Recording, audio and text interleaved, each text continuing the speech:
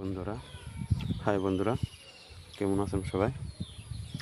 আজকে এমন সুন্দর একটা দৃশ্য দেখাবো।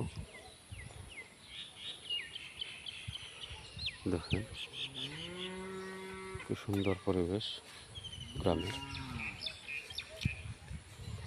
আর আমাগো বাবা একটা বোকামি কাম করতেছে এই বোতলে, খারাপ বোতল, নিজেই একলাই ধান কাটতেছে।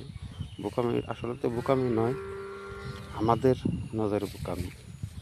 দেখেন একলাই একলাই ধান কাটে। হ্যাঁ, একলা কয়টা ধান কাটপা?